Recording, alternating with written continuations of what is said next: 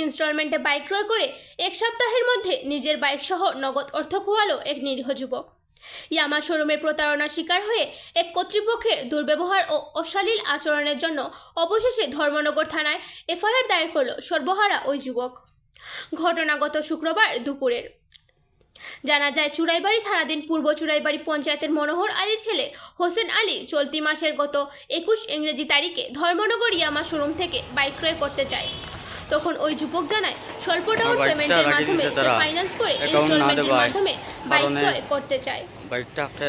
কিন্তু তখন তার আধার কার্ড ও ব্যাংক অ্যাকাউন্টে ভুল থাকায় শোরুম কর্তৃপক্ষ তাকে 10 দিনের সময় দিয়ে বলে এর মধ্যে সবকিছু ঠিক করে দিলে হবে, অন্যথায় ওই দিন তারা 35,400 টাকা জমা রেখে বিনা ফাইন্যান্সের মাধ্যমে তাকে ইয়ামা কোম্পানি FZS বাইকটি তুলে দেয়।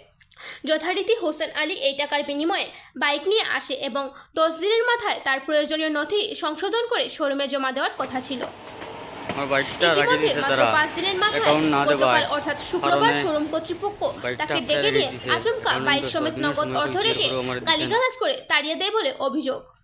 কিন্তু কী কারণে এই আচরণ করল শোরুম কর্তৃপক্ষ তা বুঝে উঠতে পারেনি দিনমজুর ওই যুবক।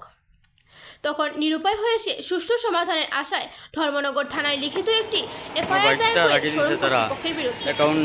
এখন দেখার বিষয়, প্রতারণার শিকার হওয়া ওই নিরীহ যুবকটি কি ন্যায় বিচার পাবে, নাকি প্রভাবশালী শোরুম কর্তৃপক্ষ এভাবে প্রতারণার ফাঁদ পেতে বাইক বিক্রি নামে হাজার হাজার টাকা হাতিয়ে নেবে।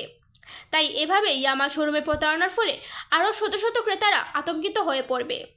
কালে ফাইন্যান্স থেকে আমি ইয়ামা শোরুম থেকে বাইক কিনা দিয়েছি। আমার ফাইন্যান্স থেকে 35,400 টাকা দিয়েছি। আমি বাইক কিনতাম, আমার বাইক দিয়েছে কাগজপত্র দিয়া ডেলিভারি। তারপরে আমার অ্যাকাউন্টে একটা সমস্যা আসলো, ওটার লাগে 10 দিন সময় লিয়েছি। তারা 10 দিন পরে দিব, দেওয়ার পরে কইছে তারা ঠিক আছে 10 দিন পরে দিও। আজকে সকালে আমার ফোন করে কইছে একটু শোরুমে আও, একটু মানে প্রবলেম আছে, আইয়া তুমি 4,500 টাকা ডিসকাউন্ট দিয়া এই কাটিয়া আমি তোমার বাকিটা ডাউন পেমেন্ট তুমি বাইকটা দিলাও কই আমার নিচে। যাওয়ার পরে আমার লগে অশ্লীলভাবে ব্যবহার কথা করিয়া বাইকের সার্ভিস রাখিয়া আমার কাছে কিয়র টাকা কিয়র কিতা কিছু আমাদের তারা ইয়া দিছে। পরে আমার আর বাইকও দিছে না, টাকাও দিছে না, কিছু না, আমার খাইয়া দিলে। কোন কোম্পানির বাইকটা? এই টিবিএ যে FZ ইয়াম্মা। এখন এই বিষয়ে কি কি চাও? এটা হচ্ছে আমি সুস্থ বিচার চাই। এটার লাগে আমার কেউ লাগে নাইলে তো আমার বাইক নিলে তো আমার টাকাটা দিত, আমি গরিব মানুষ। এরকম যে কথা আমি খুব তার বিরুদ্ধে মামলা করছো? মামলা করছি আমি এই ধর্মনগর এই পিএসএ মামলা করছি। তার কাগজও আছে আমার কাছে এক কপি। পুলিশ কি কইছে? পুলিশে কইছে তদন্ত করিয়া দেখবো তারা। প্রতিনিধি রিপোর্ট, অধিকার বার্তা।